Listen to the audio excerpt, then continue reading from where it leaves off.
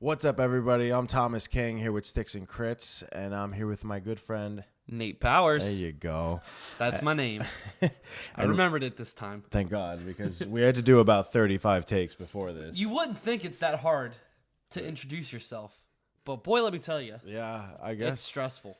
Yeah, for me, watching it, it definitely is. Today, we're going to bring you a wonderful podcast. First, we're going to be talking about couch co-op. Yeah, boy. Why it's dying down and how we can bring it back. And then we're going to roll into our tabletop segment where we talk about... What are we talking about today, Tom? Oh, that was to me? Yeah. I'm so sorry. Yeah. We're going to talk about the awesome new competitive D&D. And all of its splendor. Yeah. Splenda? Splenda. Splenda. That's because it's sweet. Yeah, they give out free Splenda there. Yeah, sure. So, yeah, let's get started. Couch co-op. Yeah. The glory of the 90s. Woo. It brings back... when you say that, is it weird that I immediately think of GoldenEye? Yep. Every single time. Yep, and how every house banned Odd Job. And all the turmoil that it caused between you and your friends. Oh, yeah. Every time. I mean, that was really how you measured your manhood back then. What, GoldenEye? Yeah, how good you were at GoldenEye. GoldenEye and Smash Brothers. GoldenEye, yeah, Smash Bros. And then I would say to a certain extent Mario Kart. Yeah. For sure. Absolutely. Yeah. And Mario Party, too, a little bit. That was just like if you want to destroy friendships. That's the monopoly of video games. It really is. And like sibling rivalries are always like super blown up. Oh, that's where the deep, dark, receding shit of your past with your siblings comes out. That game was saved for when me and my really close group of friends, we played No Mercy. Oh, okay. That's what it was saved for. I never played No Mercy. What? Yeah. What? I can't host this podcast with you anymore. I think you can because you don't have any other choices. Kind of stuck with me there, buddy. I'd host with a copy of WWF No Mercy right here on this table. No, we gotta get you to play that. I did like WWE SmackDown. Of course. Like the later ones, and then I did Raw also. Oh, SmackDown versus Raw. No, Raw. The one, I think it was the only Raw game too. This is really fucking old. I don't even remember it was this on one. original Xbox. Oh wow, yeah. That's terrifying. But no, the SmackDown games were the only wrestling games. No, we didn't. That wasn't that popular with our friend group. It was mostly N64 games. Yeah, obviously. And then like some like Turok. Oh shit, Turok! I totally forgot about that one. Jam. Wow. So we could go through all the catalog of the nostalgic '90s co-op games. We could just talk for no reason, basically. Yeah, couch multiplayer. But how's it being affected in the new age? So first we saw couch co-op kind of take a turn when online multiplayer became a thing. Mm-hmm. I think that was a bigger deal because you could stay at your house, you could fucking chill in your pajamas, and you could be playing with your friends. Yeah, and gaming in the late 90s, early 2000s was kind of pushing for everyone to have the console at home as well. So you didn't really need to rely on one of your friends having one console, one of your friends having the other console. Someone has a GameCube. Everybody, they were becoming so cheap because they were out for so long that everybody was able to afford them. And so once that started happening and became a regular thing, multiplayer just kind of blew up. Yeah. I mean, it hasn't really stopped rolling. It's just gotten more and more popular. Yeah. And we've seen like one of the most important aspects of gaming from like its birth, till now, which is couch co-op. Yeah. And, like you would always go over to your friend's house. Like I specifically remember we would be going to one person's house because they had the N64. Right. With 4 controllers. So we'd always go there. And then you're talking about us getting pizza and hanging out. Mountain Dew and Doritos. Yeah, like all that garbage food. Yeah. All of it. Just shoveled in. And really makes being a kid just fantastic. It also makes a man out of you. Yeah. Puts hair on your chest. Because instead of just sitting there and talking shit over the internet to each other, if you talked enough shit, you guys were getting into a fight. Yeah, and you could break controllers over each other. And it's just choke each other with the cables. The worst was yanking someone's controller out. And then they beat you with it. They whip you with it. That was we did that quite a few times. There was an actual thing in my group where we started like just fucking with each other. So in GoldenEye, when we would come around the corner, you'd yank the person's controller out and run around and just get that free kill on them, just to fuck with them. I was playing Killer Instinct with one of my buddies. Oh wow! And I was kicking his ass royally like all night, and he finally snapped his cartridge in half. And what's great about those old games and systems is that they were tough as nails. That game still played. Are you serious? Yeah. Wow. He somehow That's didn't impressive. damage any of the gaming chip, like the chip itself. Oh yeah, because just on ripped the, the casing on the, in half. the 64 cartridge. No. The, Which one? Super Nintendo. Oh yeah. Well, they were all They were basically really like tall. the chip is here, and this is the whole Yeah, cartridge. the housing to protect it. Yeah. Because they gave a shit. Yeah. Yeah, they wanted to protect their games. No, but you could drop a TV on a fucking N64 and it'll still run. Not back then. Those big old fucking. Yeah, no, those TVs. No way. Yeah. No way. But so now moving forward through the internet revolution, you have couch co-op starting to take a backseat, and you would that seems like the normal trend, right? Yeah. Because it's something new. It's the internet's exploding. Everyone's trying to figure out just how it works. But a lot of games like Halo and Call of Duty, they always stuck to a really great formula of get that online play in there, get a really great solo campaign, and have really good couch co-op with your friends. Yeah. Split screening was like the best. I remember when it was a Halo 3 or Halo... No, it was Halo 4. Was the first one that didn't have split screen. First Halo game that didn't have split screen. Everybody lost their minds. Yes. Because Reach had it. Yes, and then, Reach had it. And then 4 came out, and it was the first one. Yeah, that didn't which have it. was really weird. I know it broke everyone's hearts. It was like taking away, and it really did. It took away from the identity of Halo and what it stood for. I remember going online, playing with my friends, and seeing those parties. It was like Gamer Freak 69 420, and then it would be like the same name 1 2 3. Yep. Like all these fuckers were playing. They That just was- jump on the same system. And it was so funny because like I used to do Reach in a clan when I was in college. Of course. And we would always make jokes that whenever you saw a guest account, they were probably gonna suck. Yeah. Because Yes, it's like yeah. it's someone's friend who came over, but then we would do the same thing and dominate. Just Yeah, because we were at that level at the time. I had the same thing with one of my friends. I would always be the guest, but he had the Xbox and I had the PlayStation. So I would go to his house to play Halo every single day. Yep. So that's what we got. That's when you could still trash talk in the lobbies too. Yeah, that was Which you could just the good shit old on days. each. Blue sucks dick. Whoa! Like That got really. guys- That escalated really quickly. you guys are terrible. Yeah, but I mean, like, so back on topic before we get carried away. On this just Halo. And this becomes do a Halo. whole podcast on Halo. Yeah, I mean, so couch co-op, I would love to see it come back as an aspect. There's certain games where, like Mario Party, right? Mario Party still is It's a couch still- yeah. co-op game, and I think more people prefer to play it that Absolutely. way as opposed to online. And you have a lot of like indie games that have come up that are really great for couch co-op, like Castle Crashers. My Yeah. mind goes there first of all. Castle Crashers, like one of the best co-op games that you could play, and it's really great that it's not a split screen experience because it makes sitting down at home with everybody. It makes it really fun. You could do what's that new one? Cuphead. Yeah, A really great. yeah, co-op you game can play on the together. same screen. Yeah, it's really good. Rocket Rocket League. is like the premier example. Shit, Rocket League is one of the best games to come out, and it's great that you could play it split screen on your Xbox. That was the last one that I kind of brought over my friends with. Like I would bring them to the house and we'd play co-op. Like they didn't have that reminded me like so instantly of like early 2000s. Yeah. Like they didn't have the console, so they would come over and I can't believe Rocket League's been out as long as it has. oh yeah, It's been forever. It's still super popular. Like what, 8 years, 9 years?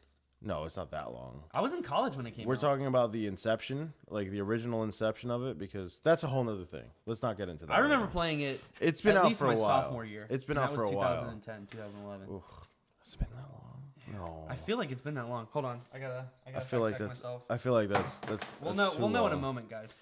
But so yeah, that was the first game that I kind of brought people back, and reminded me of that early time where we were playing couch co-op and fucking with each other. And before that was one of my favorite devs out there, which is Housemark, Resogun, like Dead Nation and Zombie Nation. Like those were always there. Alien Nation and Zombie Nation. Those were awesome couch co-op games. Like, but that's on a different level. Housemark's able to bridge the gap between the arcadey 90s and now. Yeah. So what do we get? 2015. I was way wrong. Yeah, I didn't think it was that I long, thought it was man. much older. I remember. I distinctly remember playing it in college. Wow, 3 years. That's it. Yeah, it seems like way longer. That's it. Yeah, I was like 8 or 9 years. No, the original Inception was built off of Unreal. Yes. The original Inception of it was Yes. built off of Which that. I never played. you're just depressing the shit out of me this whole podcast. Listen, there was a I time. haven't played No Mercy. We haven't played Unreal. There was a time where I was only playing shooters. I was only playing Halo and COD. You know the reason I originally got an Xbox was because I was able to play Xbox on was to play Unreal on a console. Not even to get Halo. I picked up Unreal Tournament first. Wow. It's fucking amazing. The first console I got for a co-op game was definitely GameCube for Smash Bros. I mean, That makes sense. When I was like 10. And you're getting the best one ever. Yeah, right. No, I was 10 years old, and for the longest time, my cousins had the Nintendo scene locked up, and I didn't really have a gaming system. And when I was a kid, I got hit by a car, so that's fun. I totally milked it and got every game system out of that. But the first one I got was GameCube because I wanted Super Smash Bros. Melee so that I could wave it in their face and have them come over and we can kick each other's ass. That's awesome. And then also like Rogue Squadron 2 was really great for co-op on that system. I don't remember that one for some reason. The X-Wing, it's like Star Wars. Yeah, no, I know what you're talking about, but I don't have a recollection of it. Oh man, that was a lot of fun. There's another. I can never remember the name of it, but it's this. It was original Xbox. Like battle arena multiplayer game. It was very like futuristic and like neo tech themed. And it was like 4 colors and you picked a color, so it was 4-player, and it was basically like a series of like Mario Party style like challenges. That's dope. Yeah. And I can never remember the name of it, but it was like super not well known. But there was like a little yellow kid with blue spiky hair, and there was like the girl was the pink team, and then there was like this big brolic dude that was in the red, and I can't never remember, but it was like a really awesome one-off co-op game. Now the thing is, like, though, do you see couch co-op coming back in a way that it can anchor games, like to that being the big draw as opposed to online? Is that even like, do you think that's a possible thing? You know, I'm very skeptical to say yes, and I don't think it will. And I think the internet is just such like a massive tool that everyone uses and everyone's so accustomed to now. Of course. It's really hard to market something to a bunch of neckbeards and kids who don't have a lot of friends that come over. That you have to go to someone's house, or like this is an experience. Unless you're Nintendo, I think Nintendo is really the one that kind of still does that is going to still be able to do it and never stop. That's true. Like what they're doing with Pokemon, the new Pokemon games. That's a couch co-op game. Yeah. So like I don't think it's going to be very popular. I think niche games and companies will be able to achieve it, but I don't see it as a standard anymore. I think that age has passed. I kind of seem to agree. I think like you said, Nintendo is kind of still kind of wheeling and dealing in that area. Housemarque, if anybody is going to be one of the only devs that's going to be able to do that, they're great at doing it, and they make it such an awesome experience. But couch co-op itself, I feel like it can make a comeback as a supplementary game mode. Oh, for sure. And it definitely can't be like, hey, we're going to give you this game. And I keep forgetting the goddamn name of this game, but there's one where you play these like bears and shit, and you're like really like super ragdoll physics, and you just play 8 people to toss each other over, and there's only couch co-op for it, and I always forget the goddamn name, and I'm gonna look it up, and it's great co-op, and it's one of the only ones that kind of sticks to it, and that has stuck to it, but like, unfortunately, I don't see it as being the main seller ever again. No, I see it being like, oh, this is a cool idea. Yeah, it'll be. I think it'll definitely be like a nostalgic factor that they'll start implementing into games. I believe so. But I don't think the big games and big devs are gonna do it. Like I don't see EA or 353. No, I told you, Payday 2 is like one of my favorite games. Yeah. I feel that game would be so perfect for a local co-op. You can't do a local and you co-op. Can't do it. Oh, that's a shame. It's insane. It's crazy to me that you can't, because it's like one of those games like, let's put in a fucking split screen, let's get this shit going. Yeah, exactly. Especially like 4-player. Yeah, and you're not. And the best part about it is you're on the same team. Yeah. So if you're screen watching, you're just helping each other out. Yeah. Oh, also sports games, I think will always be able to do it. Oh yeah. That's gonna be probably the mainstay. Yeah. That will always like have it. Sitting down and like hitting the sticks on 2K and Madden, like that's and FIFA, like that's never gonna change. No. I think that's kind of their main selling thing. Like sure you can do all the online stuff, but like it's the best part. It's a party game. I think couch co-op is definitely for the party scene, more casual gamers. It's definitely better. I still think no matter what game you're playing, to be honest, the online is great. It's it's easily accessible. It's convenient. You can play it anytime of the day, anywhere. It doesn't matter. But I still think it's fun. Like you want to have like a guys' night. Yeah. Like grab some fucking takeout, grab some beers, maybe a bottle of something, and just sit there and play some couch co-op. Exactly. You don't have to worry about connection issues. You don't have to worry about a bunch of kids hacking or running through you because you don't have time to play. Yeah. You can just sit down and dominate your buddies or get the shit kicked out of you. That's also a possibility and happens on different games. Yeah, it's very true. No, I think that's kind of the direction it's going. Yeah, which is it's bittersweet. It's fine. Yeah. I'm fine with it. I'm not gonna lose my shit. Nope, not a little bit any more than I have. But I mean, it's good. Like it shows that there's an advancement. I mean, we're losing something great, of course. Yeah. But for something that's arguably better. Mm-hmm. But in different ways. But as long as it stays there, to me, like it doesn't have to be in every game, but as long as we keep it there, as an option, I feel like we're good. Absolutely. Like we're gonna have that option to, hey, you want to play this game? Like, dope. Let's play it right now. Like playing Divinity. You ever played Divinity or Divinity 2? No, I haven't played it. So that's like, it's a little different, but it's going off the top-down RPG trend. But this is more like a it's less of like a advanced D&D style, and more of like a kind of how Inquisition was, Dragon Age Inquisition was, where you could go to the tactical camp. It's very similar to that style, but it's like really vibrant world, and you can go on a whole adventure with your friend, and you can do couch co-op mixed with online. That's dope. Which is fun. Yeah, that's so like the best. it's two people on one console, and you can share with two other people, and you can local link. Two different LAN consoles. party. Yeah, you can have a LAN party. LAN parties for you kids that have no idea what's going on is the greatest invention ever for when Halo 2 came out. Yeah. I remember I used to go and visit my cousin in You could do Delaware. it on the first one, couldn't you? You could LAN party on the first Yeah, but Halo. it was not the same. Yeah, it wasn't. It was not the same. No. But I used to go to this place only a few times. I used to go and visit my cousin in Delaware. We would go to this place called the Rogues Den. Was the Rogues Den? Yeah, the Rogues Den. And in the back, they had 8 TVs. Dope. With LAN link, and you could do 16-on-16 Halo 2. That's fucking awesome. And it was perfect because you'd be screaming across the room at these people you don't even know, and you're like, "Fuck you!" Yeah, you couldn't really be like a terrible person because that person could come over and kick your ass. Also, and their risk. servers, yeah. So, but yeah, that is just parties. It's just a whole different experience. And it's a lot of fun. I feel like it's very similar to like going to like a gaming competition if you're a competitor. Yeah, that'd be close to it. Yeah, that's like the similar experience. That'd be a thing I would really like to see. I'd like to see like as a wacky random idea.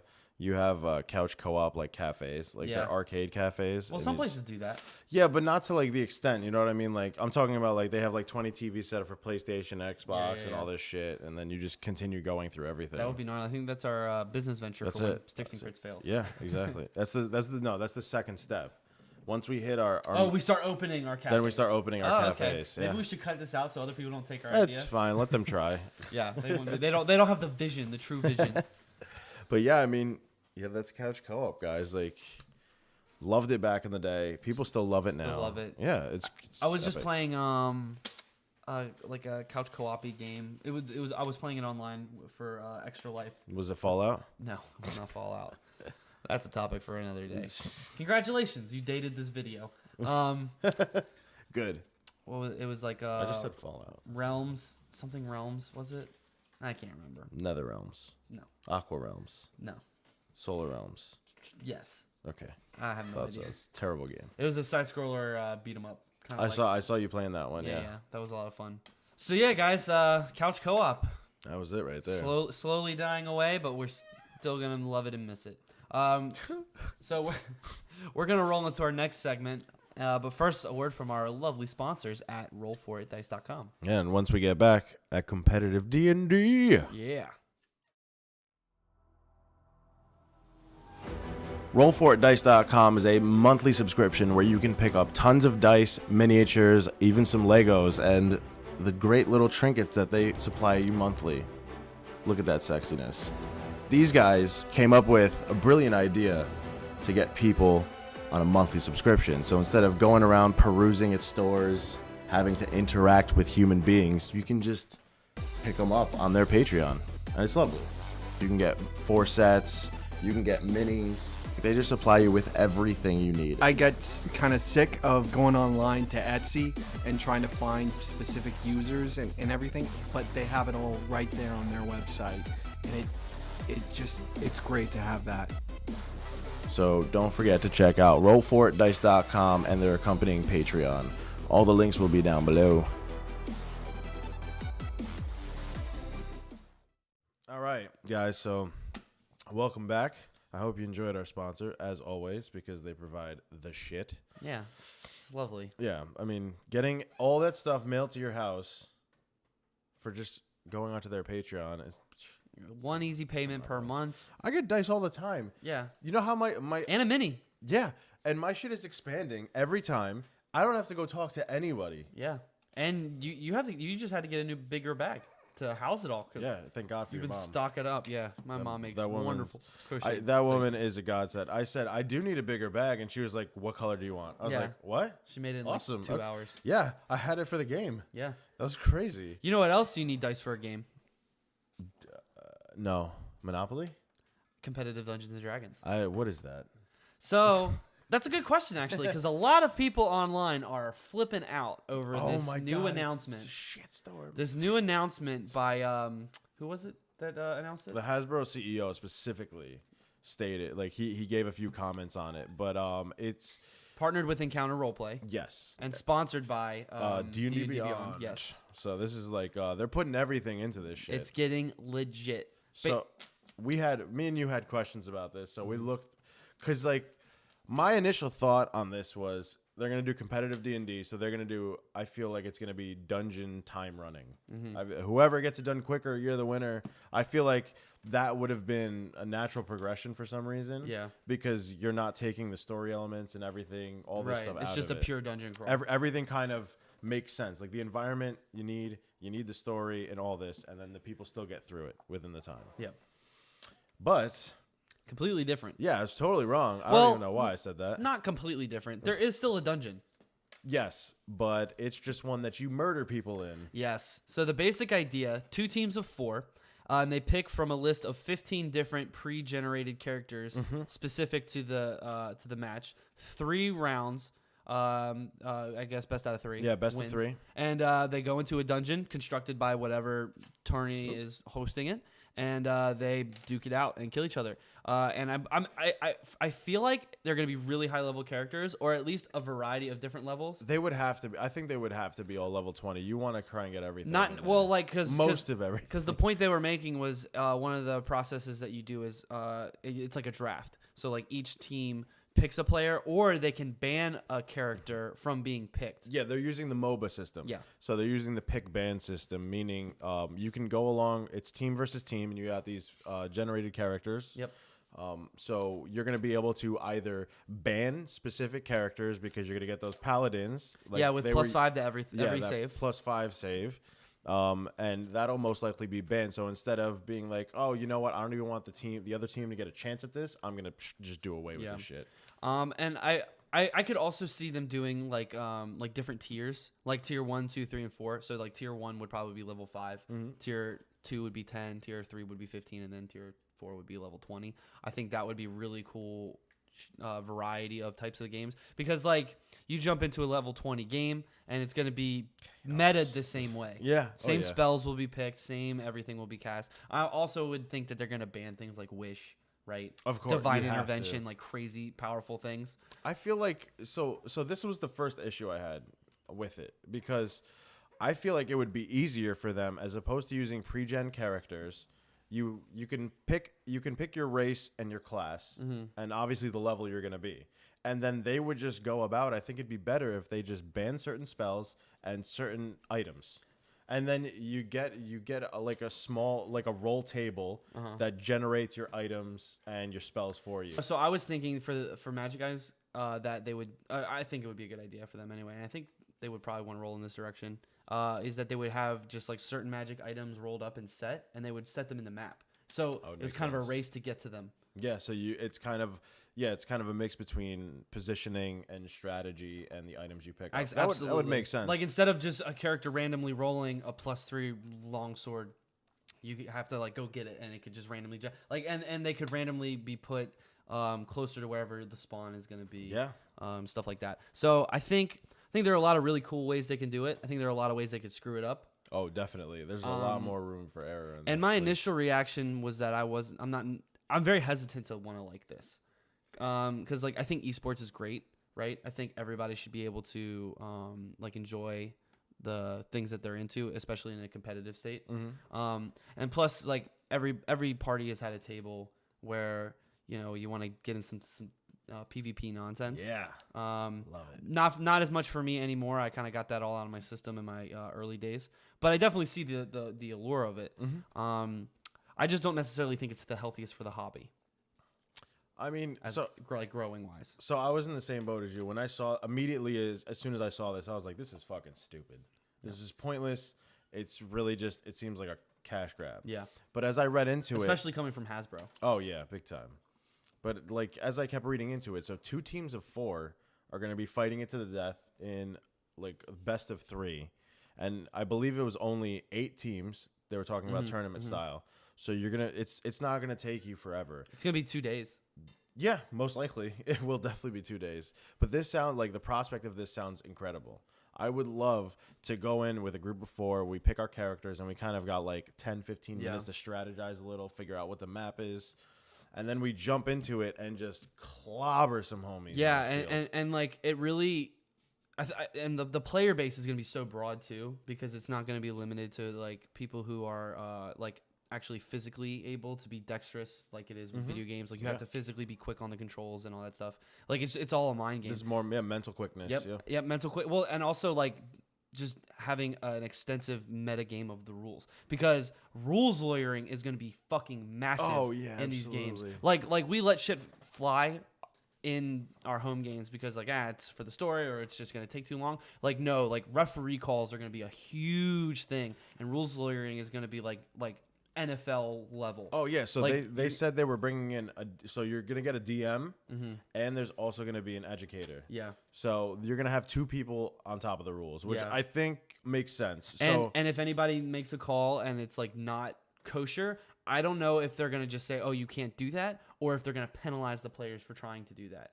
I don't. They'll penalize them. I mean, why wouldn't they? Like, what would you do in that case? Because if like for instance, if I'm running a play in football, right? I'm on the sidelines. I'm picking out how I want my players lined up. I'm picking up the audibles that the quarterback might call, the motions, everything else, and I'm figuring all that out. And then I send my players out to do the play, and they snap the ball. And if they don't execute it right, they're penalized. They're not going to stop the game. Like, whoa, you can't do that. Let's reset that. Right? That takes too much time. Yeah, absolutely. And it's not fair in some aspects. So I could see them, for the sake of like moving the game forward, on like a broadcasting standpoint. Okay, I could make sense. Introducing penalties like, oh, you like lose a bonus action. That might be like too heavy. How about cutting your movement speed in half? Yeah, like stuff like that. Like or maybe it's not even that. Like skip your turn. Yeah, like maybe they like insane. whatever magical item they have is just mundane for that turn. Okay. Or something like that. Like they but like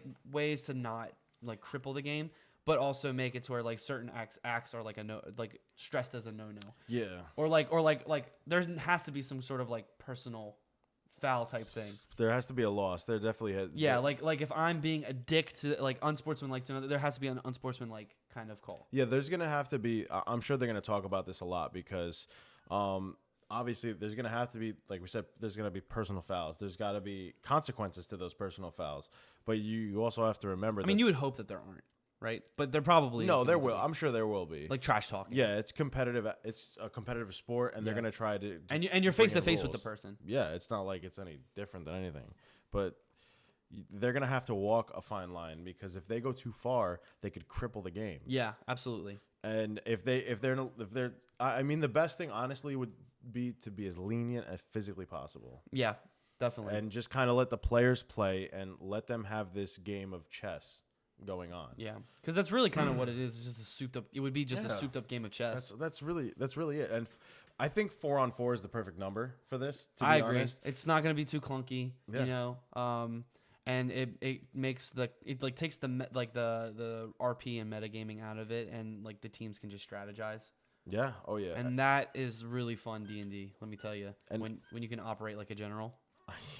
That's gonna be awesome. Yeah. See, it's gonna be fun. But I expect fully, since they're gonna start off, I believe, at the beginning of next year. Mm-hmm. I expect fully by 2020. I think we're gonna have 3v3 and 2v2 variations of it. Yeah. If it goes successful, that's where I believe it's gonna go. And those 2 and 3 squads. Yeah, those are gonna be pairs kinda and trios would be a lot of fun, especially like how you pick your class dynamics dope. Yeah. against the and like picking to counterbalance what the other team picks. Because I would assume it's a public draft. Yeah. Like, you know what each other's It's gonna picking. have to be. I feel like they're gonna do that up front. And this year is going to be really good for them to figure out like what combos are going to be broken, what they need to nerf, what they need to take off the table. Well, I that mean, kinda they stuff. they have an idea of it already. Yeah. Like, I mean, Paladin Rogue, no. Yeah. I'm sorry. Multi-classing should not be a Like, thing. yeah, I don't know if I see. That's the thing is, are you gonna really cripple someone? But who maybe has- maybe you have like a multi-classing league, like a separate league. I wouldn't mix multi-classing with with the regular. yeah, because multi-classing is pretty That's it's tough, pretty though. strong metagaming. So you're gonna pigeonhole somebody to a certain character type and like and a No, but class like a type. certain role. It's a certain role. You like think of it like Overwatch. They're picking different characters, but it's all the same role. Okay. Like you're taking the tank role, you're taking the blaster role, you're taking the crowd control, the CC character. You're picking the healer. Like you're picking different specs because like they could have 2 or 3 clerics up there, but one's a healer, one's like a melee character, and one's a blaster. Okay. You could have Yeah, 3 that's true. specs. You know what I mean? So like, but if you wanted to get really crazy with the meta, you could have a multi-classing league. Yeah, I feel like multi-classing will be allowed, but they're gonna ban a lot of it. Yeah, gonna like ban it's a like lot certain of like it. yeah, like Paladin Rogue comes to mind. That shouldn't be a thing. I should not be able to have invisibility cast on me and then ambush smite you. Like Yeah. that's just unnecessary. I'm starting to see that the class that I've been building, my rogue fighter. yeah. I feel like it's a little much. Yeah, Like it can get crazy, You're and, talk- and that's just with 2 classes. God forbid you can do 3 or 4 Yeah, classes, yeah. which by the multi-classing rules you can. You can, can add do as many. everything. You can do every class if you you wanted can do to. everything. Like Puff Not and Forest. advisable. Yeah. But do like you can if you want to. But yeah. So back to my initial reactions. I don't necessarily think it's going to be good for the hobby, and here's why. That's interesting. Even though it's going to be probably entertaining and probably garner a lot of interest, I still, and I've been saying this kind of throughout the podcasts that we've been posting, how mainstream media, Dungeons and Dragons, I feel like skews the expectations of new players. Okay. For players who have played for a long time, they get it. It's not going to alter their experience because they've had the initial rush and now they're experiencing as many type of experiences in the game as they can get to keep the hobby interesting for them. But for people who are new to the hobby, they'll look and they'll like I'm just afraid to look and see competitive D&D like, oh, now these are nerd jocks, and that just is it seems like it could be very off-putting. Not to mention you're gonna have unrealistic expectations when you sit down at a table with players who are just want to have a regular night of D&D, a little bit of RP, a little bit of fighting, a lot of fun, no bullshit, and they're gonna come in and like be one of the stereotypical gamers that everyone warns everyone about because that's how they saw it on TV.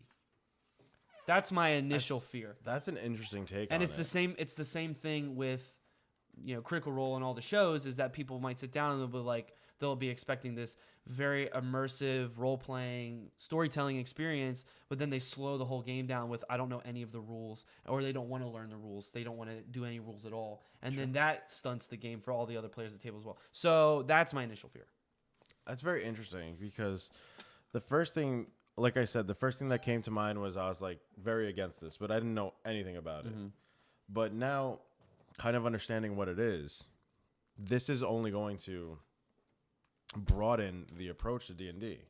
And I feel that way because you're talking about adding a completely different variant to how the game is played.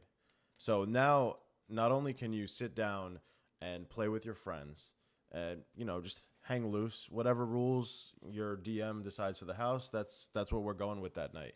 But I think it's a very nice experience and a very different one, which is definitely needed in D&D, to kind of bring people into this competitive light and think about it. Okay, so now it's not me and my party going after, XYZ, antagonist. It's my group of 4 versus another group of 4. And we're going after this almost like, because I always hear a lot of people don't like the PvP aspect. They like to kind of stay away from it. That was one thing me and you differed on as well. I think it's, a natural progression for characters to not get along and then eventually maybe possibly get along. So PvP gets tossed up in there. Now you have people who like PvP, who enjoy it very much. They have a place to go and they have a place to play. And this could also bring about, like we said, like I said before, it's a variant, but this is going to kind of broaden what it means to play D&D. So now you don't only just have these people hanging out, but you have this and like something. And I feel it's going to happen. People are going to get very, very invested in just this style of D&D, and you're going to have the PvEers and the PvPers. Yeah. And then we got another WoW on our hands. Yeah, I mean, like it's not necessarily a bad thing. Like I said, I was very against it in the beginning because I didn't fully get it. But a 4-on-4 tournament could be extreme fun, and it could kind of break up. Maybe even the older players will enjoy it because it would break up some of the monotony of playing for so long and possibly playing so many characters. But now you're thrown against another human that's playing his character in an intelligent and strategic way, as opposed to a DM who's playing an unintelligent creature or person coming after you. Right. I don't argue the funness factor of it. It's definitely fun, and I don't think that it's going to affect the old player base. I think for the old player base, this is a really good thing. It's just the new player base that I'm worried about. Also, to your point, saying that this is a new variant, D&D is limitless, and it has been for 30 years. Yeah, you know what I mean? I so know. this isn't really new. It's just Wizards, Hasbro specifically, and Wizards are taking a stance by saying, we want to make a sport out of this. Right. Because we want your money. Okay. And they're a business. Sure. Totally cool with it. But, you turn around and look at Hasbro's other competitive game, Magic the Gathering, the biggest card game to ever exist. And that competitive scene is very dividing in the community because it's almost like unless you want to play competitive or try to play competitive or striving for that, you're kind of ousted at different game shops. Because that is the level of people, because people are coming to play for money. And people who come to play for money come in, like, for real. And I know that people like my sister and a lot of my friends who just want to play casually, people who play Commander too. That's kind of why the Commander format started in Magic, really. Okay, was because the competitive nature of how Magic the Gathering has been structured since the 90s was, I wouldn't say toxic, but it was so limited to who would be allowed to feel like they were wanted to come in that they were like, we have to create our own format because not everybody wants to do what you're doing. Well, I mean, that's where I draw a lot of my experiences from because I've been in a game that is a lot of fun to play casually and like not have to drop $600 to $5,000 on a fucking deck to play. And that's just it has been the one stigma that has held back Magic the Gathering is the hyper-competitive nature of the game. Well, see, that's where I think that we're not going to have a problem in D&D. Well, I hope not. Well, I don't think it's even possible because Magic, right, it's me against you. And it's always been that way from the beginning of time. Right, but you could argue that with D&D, that it's us against the DM. Right, but it's still us.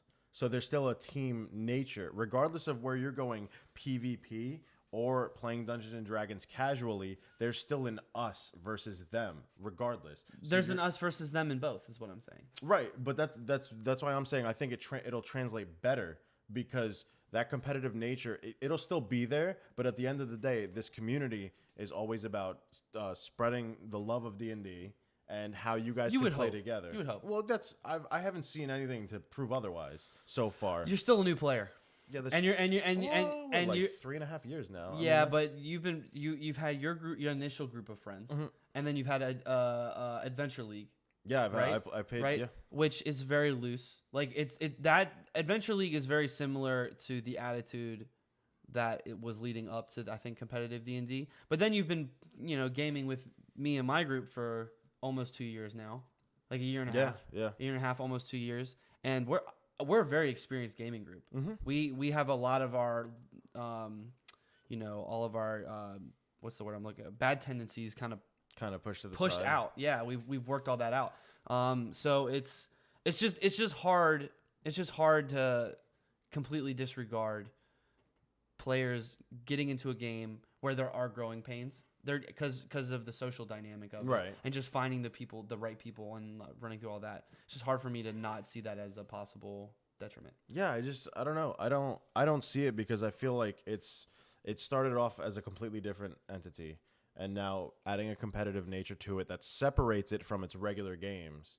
That's like saying if we did like dual Magic, me and you sat down and we built a deck together, and we played against a computer or something. Well, and then bringing it into a competitive dynamic. They do have things like that. That's crazy. They have like Arch Enemy, which is like 3 versus 1.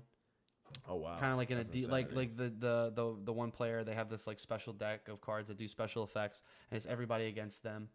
So it's like a team versus one, very similar to how D&D is. But they have other game types too, like Two-Headed Giant, which is 2v2. So there's a lot of and listen, Magic is a fun game, and it always has that air of friendliness behind it, and it's always about like, whoa, who built this sick deck, and wow, that was a great combo that you figured out, or you made the right plays, or you really read the meta right. Like there's a lot of things to bond over, but that initial push to like get into that group is just, it can be discouraging to new right players. And here I don't see it. And that's what I don't want to happen is all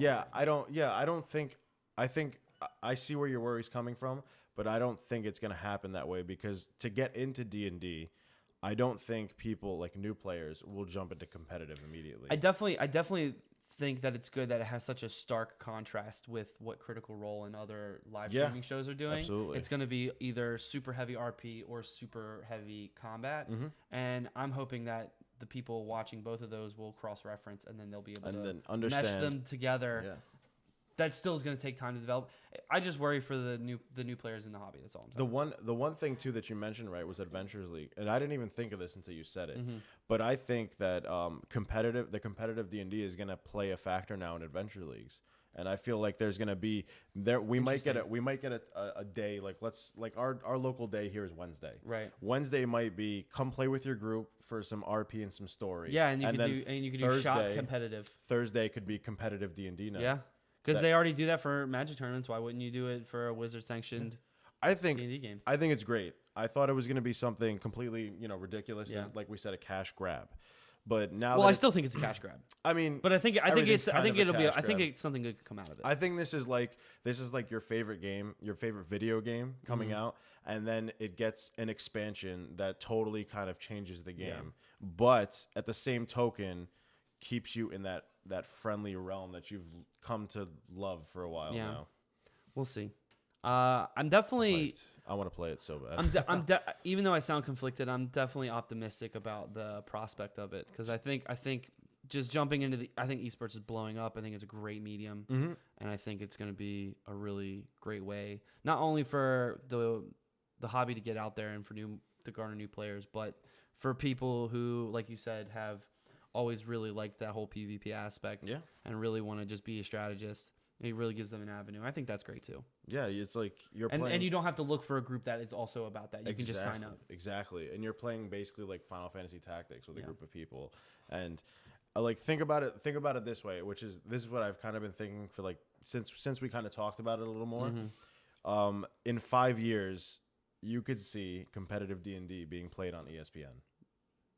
Potentially, yeah. That's a huge deal. Yeah, that's a really big deal. That's the final kind of cross that D&D needs to make. And then I don't know. That's like a mainstay in culture at that point, right? Yeah, yeah. At that point, it's like we would probably by that point be tripling whatever the amount of people playing now is. Yeah. At least. At least. Competitive, man. It's a great possibility. I want to play some 4-on-4, and I refuse to play any other D&D now. Well, yeah, we gotta see what all the specs for the rules are gonna be. That way we can start training for our entry. Oh, and I also we didn't mention this earlier.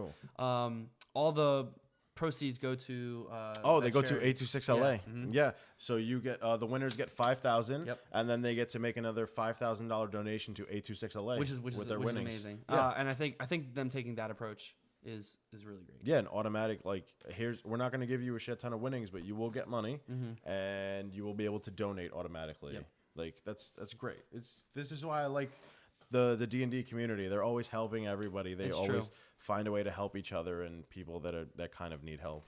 Absolutely. Oh. Well, guys, thank you for checking us out. This has been the Stix&Crits podcast. Let us know what you think down below in the comment section. Don't forget to like, share, and subscribe. Whore this link out to all your friends, and remember, All of stay them. nerdy. Yeah, boys. Peace. Roll for it. 17. Not bad. Not bad. Not a 20. Not Better a 1. than your last terrible roll. Yeah, that was unfortunate.